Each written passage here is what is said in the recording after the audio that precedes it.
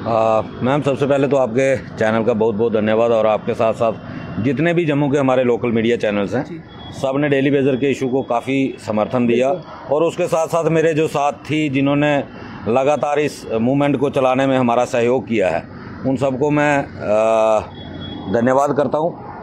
तो जो आपने केंद्र सरकार का जिक्र किया, अभी हम इतने ज़्यादा ओवर कॉन्फिडेंस तो नहीं है, लेकिन एक 2.5 साल पहले मेरे दिमाग में ये था कि हमें केंद्र सरकार के साथ इस मुद्दे को टेकअप करना चाहिए। तो लगातार कोशिशें मेरी जारी थी, और हम कहीं ना कहीं इलेक्शन से पहले भी आपने देखा होम मिनिस्टर तक भी पहुंचे थे। तो उसके बाद जैसे कोड ऑफ कंडक्ट जल्दी लागू हो गया, जिस वजह से हम उसको प्रॉपर फॉलो अप नहीं कर पाए।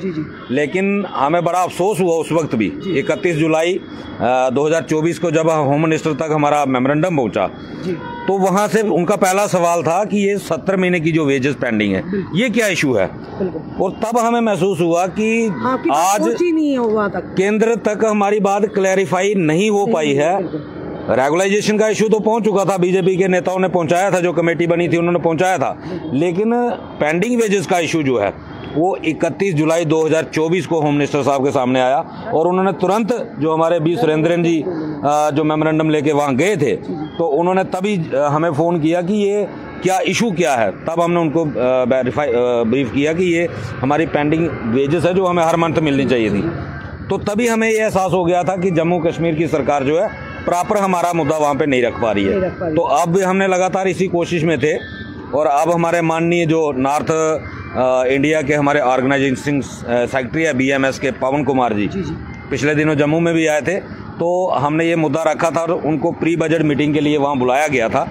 तो हमें बड़ी खुशी है इस बात की कि हमारा जो है प्री बजट में डिस्कशन हुई है, फाइनेंस मिनिस्टर के पास हमारा मुद्दा गया है, और मुझे लगता है कि हमें इसको फॉलो अप करना पड़ेगा, और कुछ ना कुछ केंद्र सरकार से हम जरूर हासिल करेंगे। बिल्कुल, क्योंकि केंद्र सरकार ने जो देश के प्रधानमंत्री ने 2014 में वायदा किया था ललकार रैली में, और लगता है अब उसको अमली जामा पहनाने का समय आ चुका है। क्योंकि बहुत बड़ी बात है कि प्री बजट से पहले यानी कि सेंट्रल गवर्नमेंट ने इस इशू को पुट अप किया, इस इशू को यानी समझा और बात करने की कोशिश की। हाँ मैम, चलो डिमांड तो हमारी पहुंची है, तो हमें उम्मीद भी है कि अब आप जानते हो हमारे जम्मू कश्मीर की जो सरकार है, पिछले दिनों हमारे कश्मीर के हमारे डेली वेजर साथी उमर साहब को मिले थे, तो उन्होंने स्पष्ट कह दिया है कि जब तक हमारे CM साहब के पास पावर नहीं है, तो हमें यहाँ टाइम वेस्ट करने से बेहतर है कि हमें केंद्र में दिल्ली की तरफ करना चाहिए। लेकिन हमें अफसोस हुआ, लेकिन हमारे के बाद हमारे कुछ नेता जो है वो ऑनलाइन आ गए, नहीं जी लोगों को डिवाइड किया जा रहा है। मैं ये पूछना चाहता हूँ अपने डेली वेजर साथियों से कि भाई क्या केंद्र के प्री बजट मीटिंग में अगर डेली वेजर का इशू डिस्कस हुआ है तो उसमें गलत क्या हुआ है? अगर गलत हुआ है तो लोग मुझे कहें, मैं इस चीज को छोड़ दूंगा, मैं इसको छोड़ने के लिए तैयार हूं। डिस्कस हुआ इसका मतलब आने वाले बजट में हो सकता है डेली वेजर्स के लिए कोई सौगात लेकर आई हो। हाँ, तो मैम हमारे लोगों को मुझे ये समझ नहीं आ रही कि हमारे डेली वेजर करना क्या चाहते हैं। ना खुद कुछ करते हैं, अगर कोई दूसरा करता है तो उसको डिमोरलाइज करने की भरपूर कोशिश करते हैं, सिर्फ इस बात के लिए कि इसका नाम ज्यादा चल रहा है। भाई मैं आज भी कह रहा हूँ, मैं आज भी कह रहा हूँ आपके चैनल के माध्यम से बड़ी बार कहा है, मैं पीछे खड़े होने के लिए तैयार हूँ। जो अगर किसी के पास दूसरा कोई रास्ता है सेंट्रल गवर्नमेंट के बिना आज कि जो हमारा मसला हल कर सकता है, तो आप आगे लीड करो, मैं आपके पीछे खड़े होने के लिए तैयार हूँ। क्यों कर रहे हैं वो? यानी कि अगर परमानेंट होंगे तो सारे होंगे, अगर पॉलिसी आएगी तो सबके लिए आएगी। मैम मुझे यही इसी चीज की तो दिक्कत है, यही तो आज तक समझ नहीं आ रही, आखिर कंफ्यूजन कहाँ पे है, प्रॉब्लम क्या है। अगर मैंने लाया, मान लो कि मैं लेके आया, डेली वेजर का मुद्दा है ना, मेरा पर्सनल तो है नहीं, तो अगर वो सेंट्रल गवर्नमेंट तक पहुंचा, अगर किसी को बेनिफिट होगा सबको, सभी डेली वेजर को होगा। हम मांग क्या रहे हैं? Regularisation policy. सेंट्रल गवर्नमेंट से हमने स्पेशल पैकेज मांगा है कि हमें स्पेशल असिस्टेंस देके ये 2 मुद्दे जो हमारे हैं उनको हल किया जाए। अगर वो कहीं कोई कार्रवाई हो जाती है, हमारी सुनवाई हो जाती है, तो अगर 60,000 परिवारों को, जिनकी आप बात करते हो, आप भी तो उन्हीं की बात कर रहे हो कि हाँ जी हम डेली वेजर के लीडर हैं, तो फिर दिक्कत कहाँ है? फिर डिवाइड, इसमें ऐसा लगता है कि उनको शायद ये लग रहा है कि क्रेडिट मुझे मिल जाएगा। भैया क्रेडिट आप रख लेना, मुझे रेगुलाइजेशन दे देना।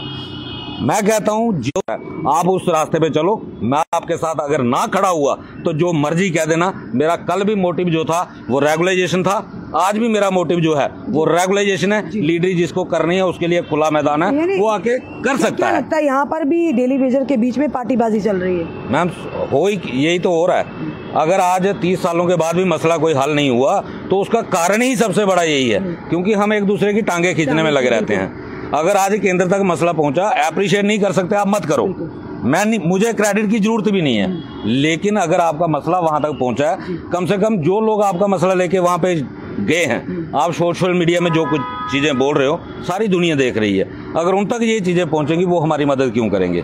क्या जरूरत पड़ी है उनको कि वो लोग हमारी मदद करेंगे जिनको इस मुद्दे से लेना देना नहीं है? अगर मैं किसी को रिक्वेस्ट करके या किसी की मिन्नतें करके अगर इस मसले को सेंटर तक लेके गया हूं, तो कम से कम इस चीज के बारे में तो सोचो कि अगर फायदा होगा वो मुझे पर्सनल अकेले नहीं होगा, वो सबके लिए होगा। उम्मीद है कि आने वाले बजट में हो सकता है, अगर डिस्कस हुआ प्री बजट में, ये बहुत बड़ी बात है, तो कहीं ना कहीं उसका ध्यान तो केंद्रित है डेली वेजर पर कि आने वाले जो बजट होगा उसमें हो सकता है डेली वेजर के लिए। मैम, इसके लिए लगातार कोशिश जारी रहेगी और मेरा टारगेट यही है कि इस मसले को हल करवाना है। और आप देखेंगे कि अगर कुछ हमारी कानूनी प्रक्रियाएं हैं जो जिसमें हम ऑलरेडी वर्क कर रहे हैं, जैसे ही वो पूरी हो जाएंगी आपको लगेगा कि ये होम मिनिस्टर तक भी डायरेक्ट जो है वो डिस्कशन होगा और इस मसले को किसी न किसी तरीके सोल्यूशन तक पहुंचाना, इसके लिए लगातार जितनी कोशिश हो सकेगी मैं करूंगा। धन्यवाद। ये थे हमारे साथ रवि हंस जी।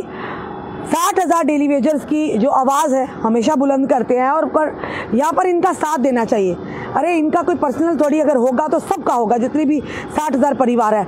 एक बड़ी खुशी की बात है, एक उम्मीद की खबर है। चलिए कम से कम केंद्र सरकार का ध्यान तो केंद्रित हुआ कि डेली वेजर भी कोई है, डेली वेजर का भी कोई मसला है। तो अल्टीमेटली प्री बजट से पहले डिस्कस हुआ था। इसका मतलब हो सकता है कि केंद्र सरकार अब प्रतिबद्धता से, यानी जो 2014 में देश के प्रधानमंत्री जी ने डेली वेजर से वायदा किया था कि केंद्र अगर हमारी प्रचंड बहुमत के साथ सरकार आएगी तो डेली वेजर्स को पक्का किया जाएगा। समय जरूर लगा, हो सकता है कि अब हलचल शुरू हो चुकी है। आने वाले बजट में, अगर प्री बजट से ये पहले हुआ तो हो सकता है आने वाले बजट में डेली वेजर्स के लिए कोई खुशखबरी हो, कोई राहत भरी खबर हो और केंद्र सरकार ने पूरी तरह से मन बना लिया हो अपने वायदे को पूरा करने का जो उन्होंने डेली वेजर्स के साथ 2014 में किया था। तो फिलहाल एक साथ होइए, क्योंकि कहते हैं बूंद बूंद से सागर तो बनता है, इकट्ठे होंगे तो आपको कामयाबी मिलेगी। अगर डिवाइड एंड रूल अंग्रेजों की पॉलिसी चलाएंगे तो ना आपके हाथ खुश आएगा ना किसी और के।